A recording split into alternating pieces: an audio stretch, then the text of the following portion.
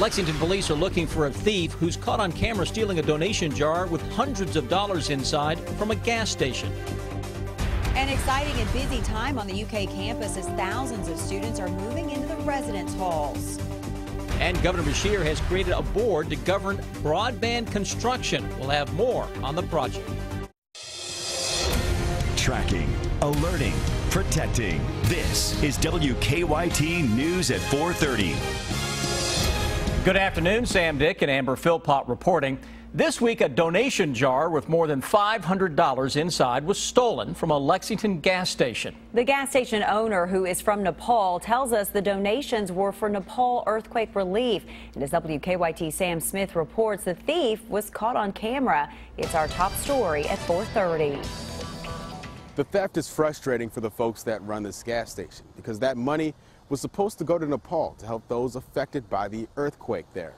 Here's the surveillance footage of the theft. Monday night around 7 o'clock, the suspect is shown in the store waiting for other customers to leave.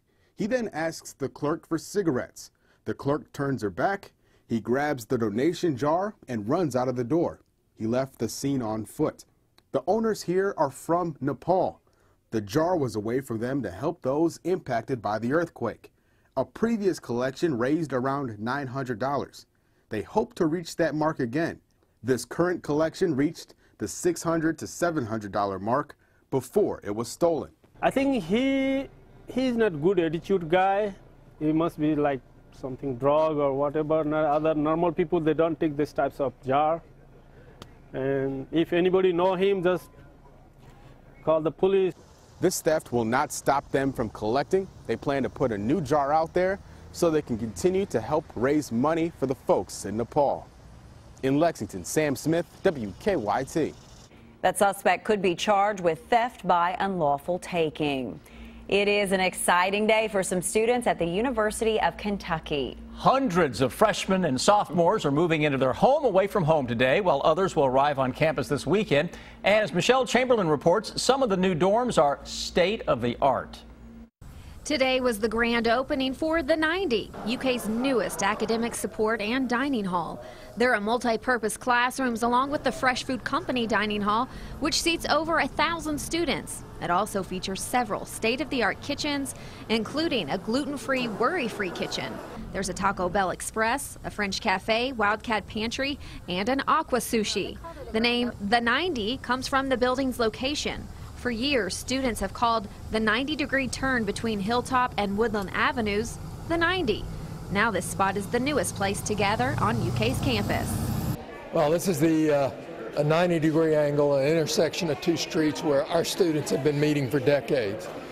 Before, what did they have? Dim lights and a curb to sit on. Look what they have today. So it's an exciting day for generations of Kentucky students. Even the entrance to the 90 is impressive. Students are welcomed by these large barn doors, which are made from reclaimed local barnwood and weigh 1,500 pounds each. We have more and more people that want to be part of our family. One of the most sacred things a family can do is break bread together. This is going to be a place that'll hold a lot of memories. Other new buildings opening this fall on campus are resident halls, Woodland Glen 3, 4, and 5. The hip new dorms include solo bedrooms, bathrooms, and even Tempur-Pedic mattresses. 1,300 students are expected to be moving into these dorms as well as other dorms today. In Lexington, Michelle Chamberlain, WKYT. Not our parents' dorms by any stretch of the imagination.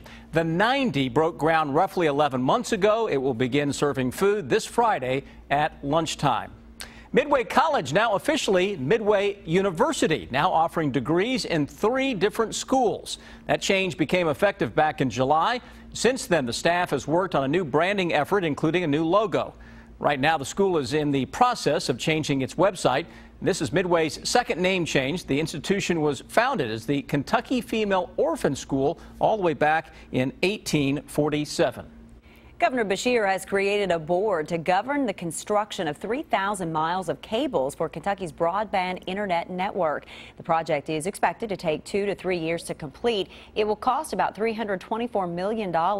Just $53 million of that will come from taxpayers. Construction will begin in eastern Kentucky. Well, showers and storms have moved into the bluegrass and could drop some heavy amounts of rain late this afternoon and into our evening. In fact, some of those showers and storms could be strong. Let's check in now with Chief Meteorologist Chris Bailey. Anytime you use that word strong and storms, you have our attention, my friend. Yeah, we've used it several times so far this year. It doesn't look like a big widespread severe weather outbreak by any means, but some localized severe weather certainly can't be ruled out. A lot of these storms, though, will contain a ton of lightning and a lot of heavy rain. Yes, we've heard that a time or two this summer, haven't we? How about a fall cold front? That is what we are seeing right now. This is a very strong front. Temperatures out ahead of that into the 80s across central and eastern Kentucky, behind it 50s, 60s, and 70s. And the thunderstorms ahead of that coming at us in waves. Defender now tracking thunderstorms across the I-65 corridor, and a few storms are trying to pop out east of the main corridor out to our west. So folks around McKee down into Clay County, thunder and lightning from time to time. Lexington Metro, we're living on borrowed time, all right? We've got a little sun out there now. It's steamy. But that tropical humidity, once the storms get in, will help aid in the development of a lot of heavy rains coming from the skies. E-Town down toward Columbia right now into Adair County, and points west toward the BG or Bowling Green along parts of the BG as well, getting in on some of those storms. But all that action scoots in here. As it scoots in, temperatures start to drop with some locally heavy rains, a good possibility through the evening. Guys, when I come back in a little bit, we'll talk about at least some good news. Actually, a lot of good news coming in behind this front. If you're ready for some fall-like temperatures, we've got them for you. Crews in Alaska plan to search for 3 men believed killed in a landslide, and they're waiting for geologists to determine if that area is stable. Heavy rain triggered at least 6 landslides yesterday. Heather Hensey reports from Sitka, Alaska. The rain came too fast in Sitka, Alaska on Tuesday. About 2.5 inches of rain fell in 24 hours, leaving behind a sinkhole and mounds of debris. There used to be 2 houses up here. The houses are now gone. At least 6 landslides were reported in the city. 3 men are missing and presumed dead. We're sending people down to do all we can to help in that situation. So it's a very it's a very grim situation. Our prayers certainly go out to all those in Sitka. The city has a population of only about 9,000, which means many people here know the victims, identified as 2 brothers and the city's fire marshal. These guys grew up with my sons, so I sort of know who they are and know the family a little bit.